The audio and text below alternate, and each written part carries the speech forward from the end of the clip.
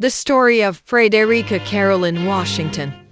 At the point when Duke Ellington and his band visited the isolated South in the mid-1930s, they experienced prejudice any place they went. A ravishing black entertainer went with the band. Her name was Frederica Washington. Agile and fair-looking, she was sufficiently pale to pass as white in the variety-fixated South, and during the visit she exploited her skin tone to slip into White's ice cream parlors and purchase frozen ice cream for the whole band. Washington might have utilized her skin tone to acquire cool treats out and about, yet she would not involve it for financial or social increase. During a period of cruel isolation and overpowering predisposition against African Americans, she embraced her legacy. And keeping in mind that different entertainers of Hollywood's golden age like Merle Oberon, who was Anglo-Indian, and Rita Hayworth, who was Spanish-American, concealed their highlights as the cost of admission to white Hollywood, Washington would not take cover behind her fair complexion. Brought into the world in Savannah, Georgia, Washington moved to Harlem alongside her family during the Great Migration, when black families escaped the Jim Crow South looking for new open doors in northern urban communities. The little girl of a mailman and an artist, Washington had green eyes and fair complexion that gave a false representation of the time's normal assumptions for what an African American seemed to be. Washington knew that no matter what her looks, the time's development of black race as having a place with any individual who had even a drop of black legacy implied she would continuously be viewed as African American by white crowds, except if she essentially passed as white. At that point, black entertainers had not many open doors in Hollywood. Most of black individuals on film should have been visible just in race films intended for every single black crowd. The people who broke into films for white crowds were consigned to docile or cliché jobs. In any case, Washington got through that obstruction in Imitation of Life unexpectedly, in a film that investigated the act of passing that she had declined to take on in her own life. In 1934, she assumed the part of Peola, the little girl of a black servant, Louise Beavers, whose life is firmly entwined with that of a white widow and her little girl. The film in Washington turned into a gigantic hit inside the black community, to some extent in light of the way things were showcased. Peola walks out on her mom, who kicks the bucket, a sensational demise welcomed on by her life of self-denial and distress over her girl's double-crossing. African American performers and audiences in 1930s Hollywood, both Washington and Beavers were vigorously highlighted in a remarkable, exceptional trailer that ran in isolated film houses.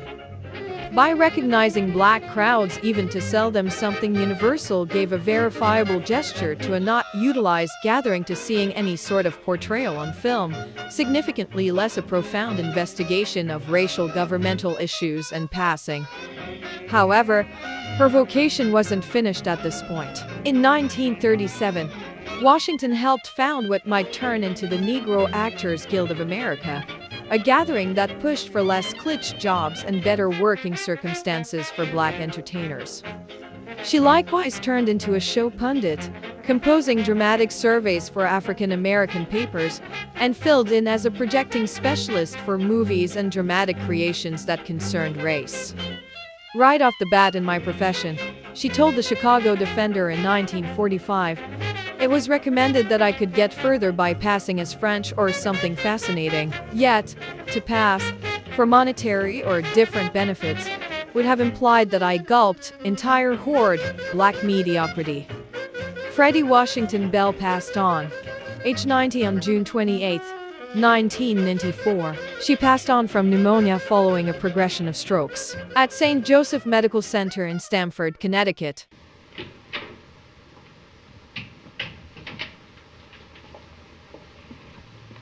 Baby, my little lamb. Oh. Peola, you're back. Yes, Mother. And I want to tell you how sorry I am for what I did to you. Oh, that's all right. Come, baby, and sit down.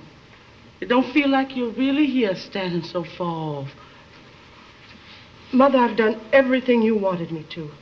I went to that school and tried to be happy there to please you. But I just couldn't bear it. I couldn't. I had to get away. I understand, baby. We're going to forget all about it now. It's all right. But it isn't all right, Mother. I want to talk to you.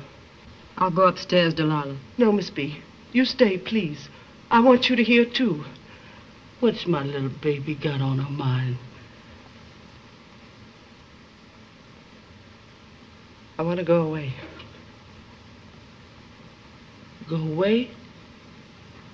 Go where, Viola? By that I mean, I want to go away. And you mustn't see me or own me or claim me or anything.